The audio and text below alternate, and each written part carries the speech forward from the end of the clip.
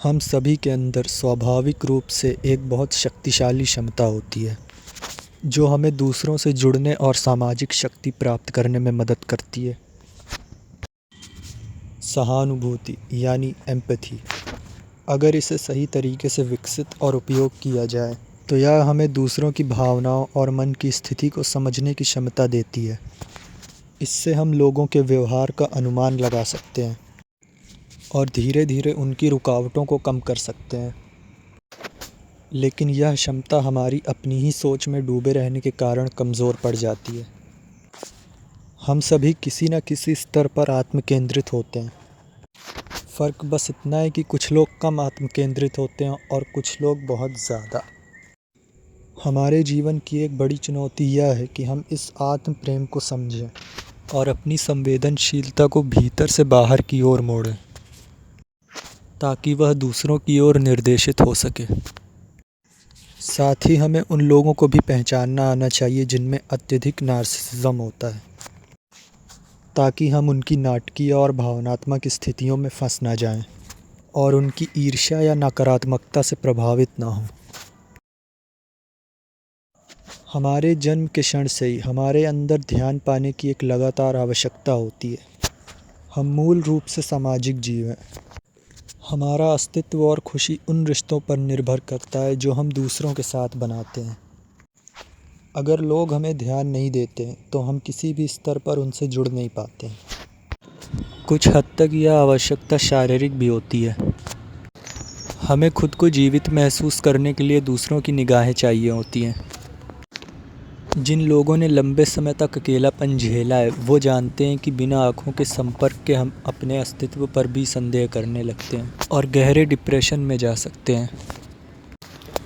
लेकिन यह आवश्यकता केवल शारीरिक नहीं होती है, यह मानसिक भी होती है। दूसरों से मिलने वाले ध्यान की गुणवत्ता के माध्यम से हम अपने आप को पहचानना और मूल्यवान महसूस करते हैं।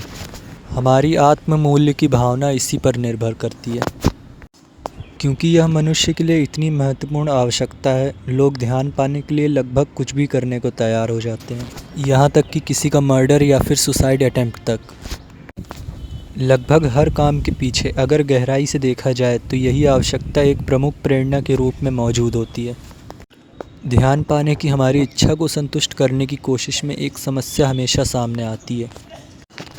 ध्यान सीमित होता है। परिवार में हमें अपने भाई बहनों से compete करना पड़ता है, स्कूल में क्लासमेट्स से और काम की जगह पर अपने कलीग से। जिन क्षणों में हमें सराहना और पहचान मिलती है वे बहुत ही अस्थायी होते हैं। लोग अक्सर हमारी स्थिति के प्रति उदासीन भी हो सकते हैं क्योंकि वो अपनी ही समस्याओं में व्यस्त रहते हैं। कुछ लोग तो हमारे प्रति नकारात्मक और असम्मानजनक भी हो सकते हैं। ऐसे समय में सवाल उठता है, जब हम खुद को त्यागा हुआ या अकेला महसूस करते हैं तब हम क्या करें?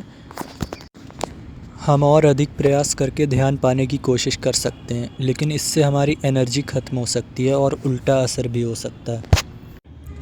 लोग अत्यधिक प्रयास करने वालों को अक्सर ज़रूरतमंद समझकर दूर कर देते हैं। इसलिए हम पूरी तरह दूसरों की एक्सेप्टेंस पर निर्भर नहीं रह सकते, जबकि सच यह है कि हमें उसकी गहरी आवश्यकता होती है। इस समस्या का समाधान अधिकांश लोग बचपन से ही खोज लेते हैं। हम अपने अंदर एक स्वयं की छवि यानी सेल्फ इमेज बनाते हैं। यह छवि हमें भीतर से सहारा देती है और हमें मान्यता का एहसास कराती है। यह आत्म छवि हमारे पसंद नापसंद विचार, दुनिया को देखने का नज़रिया और हमारे मूल्य से मिलकर बनती है। इस प्रक्रिया में हम अक्सर अपनी अच्छी विशेषताओं को बढ़ा चढ़ा कर देखते हैं और अपनी कमियों को किसी न किसी तरह से समझाकर कम महत्व देते हैं। लेकिन यह बहुत ज़्यादा वास्तविकता से दूर भी नहीं हो सकता, क्योंकि अगर हमारी छवि वास्तविकता से बहुत अलग हो जाए तो दूसरे लोग हमें उसकी याद दिला देते हैं और हम खुद पर ही शक करने लगते हैं।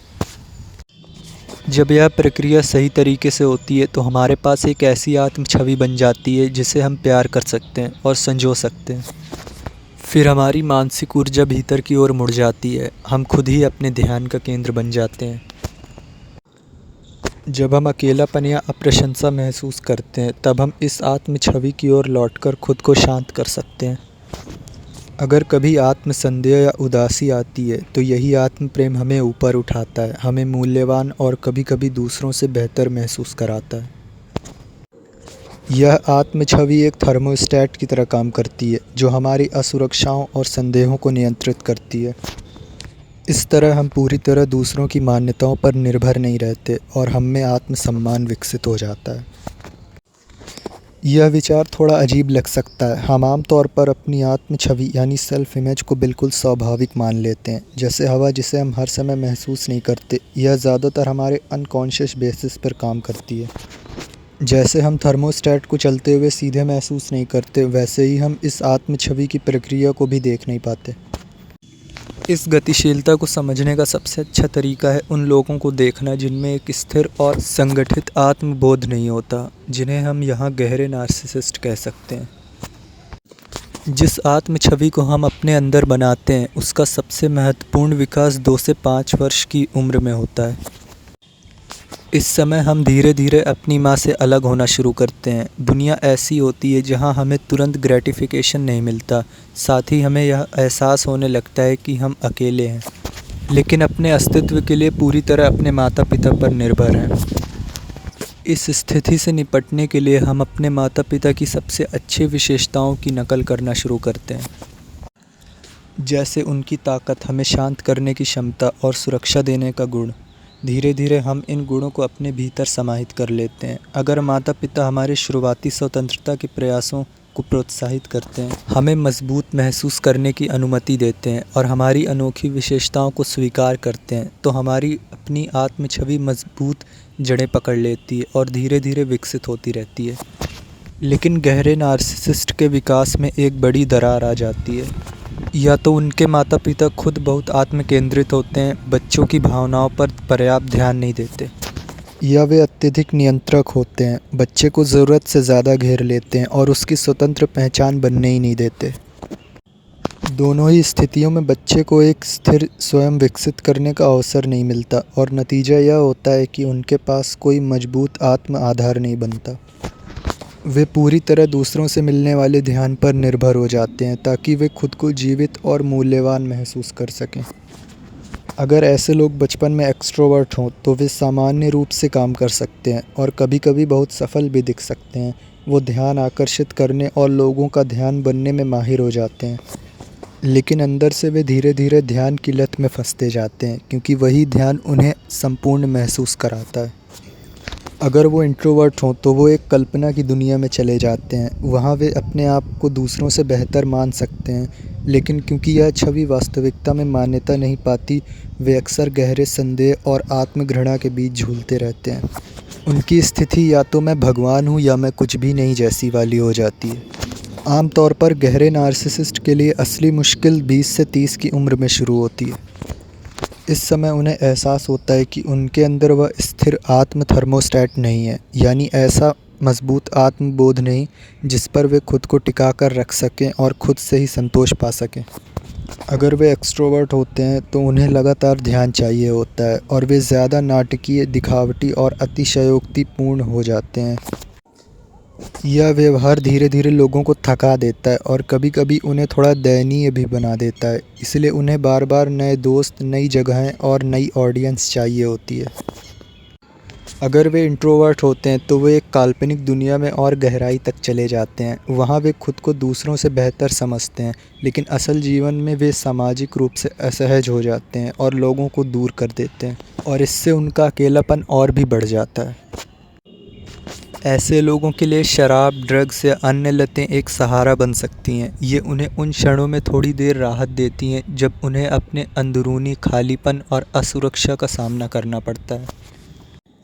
गहरे नार्सिसिस्ट में कुछ पैटर्न अक्सर दिखते हैं। अगर उन्हें कोई आलोचना या अपमान करे, वे बहुत गुस्से में आ जाते हैं और बदला लेने की भावना रखते हैं। वे खुद को विक्टिम की तरह पेश करते हैं। वे बहुत संवेदनशील और चिड़चिड़े होते हैं, लगभग हर बात को अपने ऊपर ले लेते हैं, बातचीत को बार बार अपनी तरफ मोड़ लेते हैं, दूसरों की सफलता देखकर जलन महसूस करते हैं। बाहर से देखने पर वो बहुत आत्मविश्वासी दिख सकते हैं, लेकिन अंदर से वो बिल्कुल खाली होते हैं। वह अक्सर दूसरों को अपने ही हिस्से की तरह देखते हैं, जैसे वे उनके अंश हों। दूसरे लोग उनके लिए स्वतंत्र इंसान नहीं, बल्कि ध्यान और मान्यता पाने का साधन बन जाते हैं।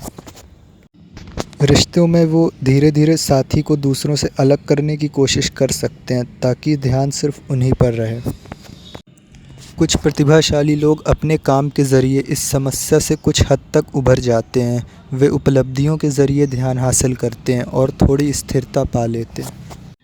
लेकिन अधिकतर के लिए काम पर ध्यान टिका पाना मुश्किल होता है। वे लगातार इस चिंता में रहते हैं कि लोग उनके बारे में क्या सोचते हैं। वे लंबे समय तक एक ही काम पर टिक नहीं पाते और बार बार नौकरी या करियर बदलते रहते हैं। गहरे नार्सिसिस्ट लोगों के साथ रहना अक्सर बहुत थकाने वाला और परेशान करने वाला हो सकता है। अगर हम उनके बहुत करीब चले जाएं तो वे हमें भावनात्मक रूप से नुकसान भी पहुंचा सकते हैं। वे हमें अपने लगातार चलने वाले ड्रामा जैसी स्थितियों में उलझाए रखते हैं और अगर हम उन पर पर्याप्त ध्यान ना दें तो वे हमें दोषी महसूस कराने की कोशिश करते हैं। ऐसे रिश्ते आमतौर पर असंतोषजनक होते हैं और अगर कोई पार्टनर इस तरह का हो तो स्थिति और भी कठिन और मानसिक रूप से थका देने वाली हो सकती है। समय के साथ सब कुछ उनके इर्द गिर्द घूमने लगता है। इसीलिए जब ऐसे व्यक्ति की पहचान हो जाए तो सबसे सुरक्षित रास्ता यही माना जाता है कि उनसे दूरी बना ली जाए।